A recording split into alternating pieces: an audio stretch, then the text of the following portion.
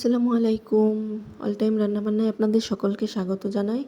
তো আমি আজকে দেখাবো কিভাবে 1.5 কাপ ময়দা দিয়ে 20টার মতো মিনি সিঙ্গারা তৈরি করতে হয়। তো চলেন শুরু করা যাক। একটি বলে আমি নিয়ে নিয়েছি 1.5 কাপ পরিমাণ ময়দা এবং সেখানে দিয়ে দিচ্ছি বেশ কিছুটা পরিমাণ কালো জিরা এবং স্বাদমতো দিয়ে দিচ্ছি লবণ। তো আমি এগুলোকে এখন মিক্স করে নেব। শুকনো উপকরণগুলো মিক্স করে নিয়ে এখানে দিয়ে দিচ্ছি 2 টেবিল চামচ পরিমাণ সয়াবিন তেল।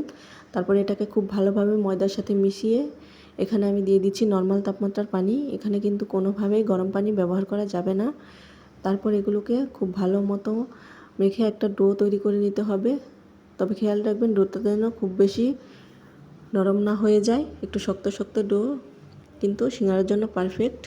তো এখন আমি এটাকে ঢেকে একটা সাইডে রেখে দেবো আধা ঘন্টার জন্য। তারপর আমি এখানে নিয়ে নিয়েছি আলুগুলোকে কুচি কুচি করে কেটে এখন আমি পুরটা রেডি করে নেব। তারপর দিয়ে দিচ্ছি কড়াইতে দিয়ে দিচ্ছি তেল। তারপর এখানে দিয়ে দেবো পেঁয়াজ কুচি। এখন কিছুক্ষণ নেড়ে নেব। তারপর দিয়ে দিব হচ্ছে লবণ।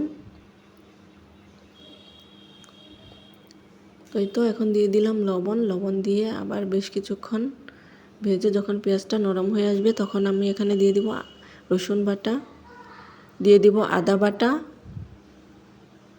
এবং জিরা বাটা। তো এখন বেশ কিছুক্ষণ ধরে কষিয়ে তারপর দিয়ে দিব টমেটো কুচি। টমেটোটা আপনারা চাইলে স্কিপ করতে পারেন। তারপর দিয়ে দিচ্ছি কেটে রাখা আলু। তারপর কিছুক্ষণ কষিয়ে নিয়ে এখানে আমি দিয়ে দিব গুঁড়া মশলা।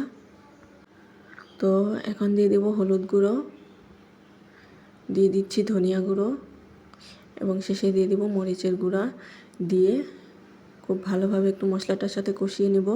তারপর এখানে আমি আলুটা সিদ্ধ হওয়ার জন্য ঝোল দিয়ে দিব। তো এভাবে আমি আলুটাকে সিদ্ধ করে নেব।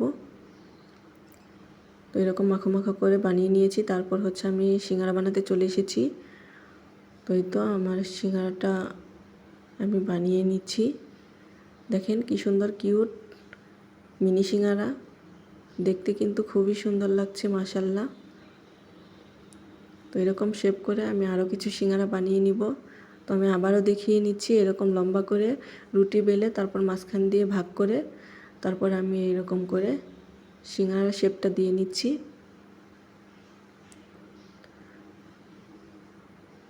তো এভাবে আমি শেপটা দিয়ে নিয়েছি। তো দেখেন সিঙ্গারাটা কিন্তু হয়ে গেল। তো এইভাবে আমি সবগুলো সিঙ্গারা বানিয়ে নিব। তো আমি সবগুলো সিঙ্গারা বানিয়ে নিয়েছি। এখন এগুলোকে ভাজার পালা। তো আমি এখানে তেল গরম করে নিয়েছি, সয়াবিন তেল। তারপর যখন হালকা গরম হয়ে আসবে তখন আমি সিঙ্গারাগুলো দিয়ে নিব। সিঙ্গারাগুলো দিয়ে নিয়ে তারপর আমি হালকা আঁচে এগুলোকে ভেজে নেব। দেখবেন খুব বেশি চুলার আঁচ কিন্তু দেওয়া যাবে না, তাহলে কিন্তু উপরটা কালার চলে আসবে কিন্তু সিঙ্গারার যে উপরে যে মোচমোচে ভাবটা সেটা কিন্তু থাকবে না। তো আমার সিঙ্গারা হয়ে গেল। দেখেন অবশ্যই ভালো লাগলে চ্যানেলটি সাবস্ক্রাইব